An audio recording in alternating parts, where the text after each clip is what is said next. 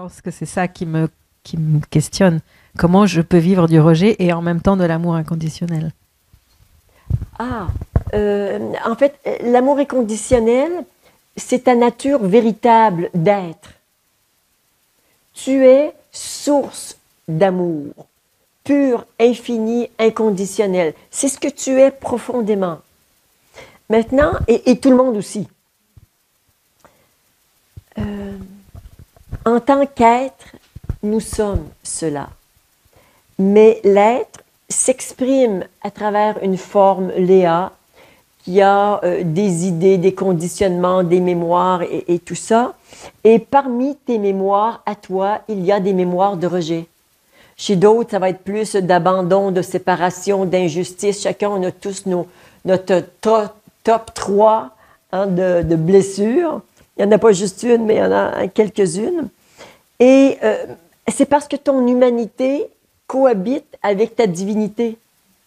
Donc, c'est tout à fait normal d'être parfois très agité, notamment mentalement. Tu vois, on n'a plus le temps de s'écouter penser tellement que ça va vite.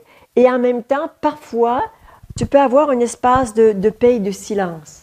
C'est être qui cohabite avec... C'est la conscience et la matière qui cohabitent. Alors, ce que je disais ce matin, c'est on a besoin de nettoyer. Cet après-midi, on va s'y atteler de façon un petit peu plus musclée sur nettoyer, nettoyer, nettoyer, nettoyer, nettoyer, parce que le rejet n'est pas notre vraie nature.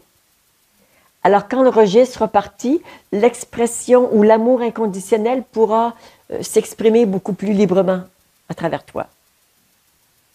C'est beau, hein? Comment on est fait. Oui. Et on a perdu la vérité de qui nous sommes pour des raisons vraiment qui m'échappent. Mais on va dire que ça fait partie du plan divin. Lui qui n'a pas de plan, mais bon, on en reparlera. Mais nous sommes des êtres divins, parfaits, incarnés dans une forme humaine où, notamment, compte tenu des vibrations, des basses vibrations sur la Terre, on a téléchargé pendant 9 mois intra-utérins, tu vois, tous les programmes terrestres et machin, la famille, la société, machin et tout. Et tu arrives, petit bébé, jour 0, avec tout ça, démerde-toi. Parce que tu as tout. Le pire et le meilleur, tu as l'ombre qu'on t'a transmis et que tu as de tes vies antérieures, mais en même temps, on le voit bien chez certains enfants plus que d'autres, mais c'est pur, c'est grand, c'est ouvert. Il y a tout ça qui est téléchargé, mais tout ne l'est pas parce que ça va aller, bon, jusqu'à 14 ans avant que tout soit complètement téléchargé de ce qu'il y a à vivre dans cette incarnation, ou de ce karma. Tout est là. Et ça va s'opérer, ça va danser ensemble, ça va créer toutes sortes d'expériences. Mais tu ne seras pas plus divin à 60 ans que tu ne l'étais à l'âge 0. Mais c'est juste que ça va s'exprimer. D'ailleurs, chez le petit enfant, la pureté, la présence, la grandeur, c'est tout là. Le bagage n'est pas encore actualisé et ça va venir et ça va se confronter. Et l'humanité, les forces plus sombres, la difficulté vont prendre le dessus.